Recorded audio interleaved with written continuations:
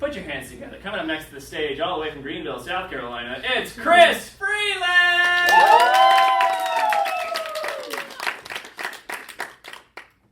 Cool. How are you guys doing? Good. Yeah. Sick.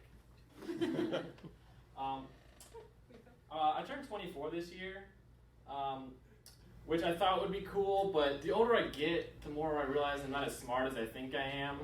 Like when I was a teenager, I thought I was really smart, and now I'm 24, I'm realizing that's not the case. Like, I bought a book of poetry the other day, and, you know, 'cause I just wanted to feel something, and I open it up, I read the first poem, and nothing. I just don't get it. I just don't get it at all. But I tried it again, I read it again, and still nothing. And I read it again, and again, and again. And it wasn't until like the 5th time that I read this poem that I realized I was still on the table of contents. I wish that wasn't true. Oh man. Have any of you guys ever played Cards Against Humanity? Yeah. I made the mistake recently of playing Cards Against Humanity with my parents. No. Yeah, I don't know if you're thinking about doing it, but don't. I had to explain what a bukkake was to my parents. Yeah. Yeah. Do you know what the worst part about explaining a bukkake to your parents is? Having to explain how you know what a bukkake is. Yeah, there's no right answer. I gave like the most extreme version of a sex talk to my parents, which is like kind of ironic because they gave me like no version of a sex talk. Like I think the closest I got to a sex talk was when I had a car that got totaled, and me and my dad went to clean it out before we sent it to a junkyard, and we're both like digging through my car, and then suddenly he gets like real quiet, and I look up, and he's staring at me, holding a box of pregnancy tests that he found under my seat. And we're just like staring at each other for a really long time, and it's really quiet. And finally he says, "Is she?" And I say, "No." And then we never talked about it again. That was it. Has anyone in here ever waited tables? Yeah. Yeah, a few people. I waited tables for a few years. And waiting tables is like the craziest job you can ever have. You guys can probably vouch for me. If you've never waited tables, the only way I can explain how crazy waiting tables is that I used to work with this guy named John, and one week John just didn't show up for any of his shifts. He didn't call out, no one knew where he was, and the next week I showed up for work, and there was John. He was walking out of the manager's office, and I didn't hear the whole conversation, but what I did hear was the manager telling John, "Listen, John, it's not an excuse. Those are your shifts. It's your job to get them covered. No excuses." So later on, I caught up with John. I was like, "Hey man, where were you?" And he says to me, and this is true, he looks me in the eye and he says, "I OD'd, I died for 5 minutes, and then I was in a coma for 3 days. Do you understand?"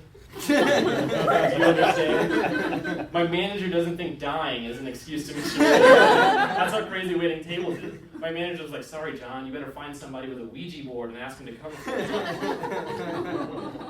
Could you imagine one night you're hanging out with your friends, you're like, "Ooh, let's do that. Let's play with a Ouija board."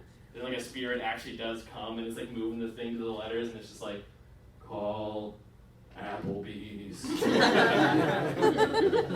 Like the weirdest close encounter ever.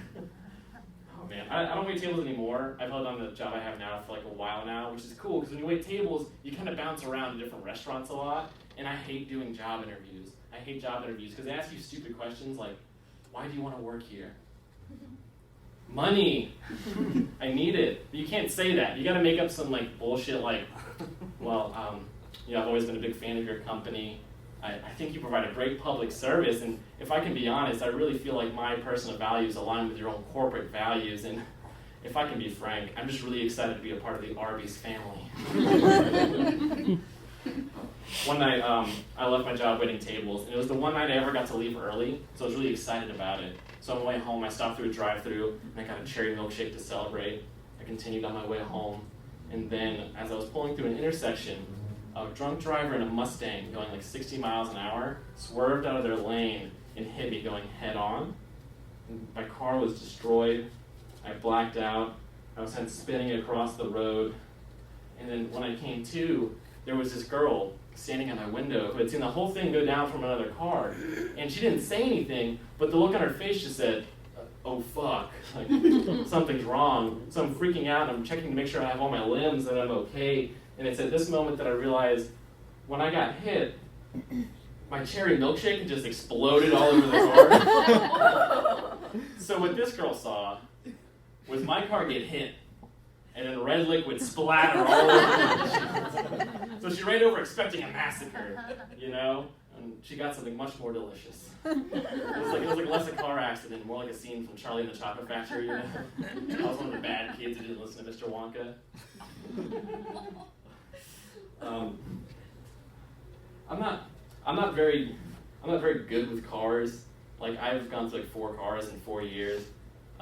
Like the other day, I was pulling out of the Richardson Street garage right over here, and I almost got this little fender bender with this minivan. And it wasn't a big deal, and it wasn't my fault either. It was this guy's fault. But he was so mad that he got out of his car and like started walking up to mine, like yelling at me, like trying to fight me in his parking garage. He was walking up to me, like just like, "Yo, get the fuck out of your car! Let's go! We're gonna fight right now!" And I don't know where this came from, like deep inside of me, but I just looked at this strange man and I said, "You don't know me!"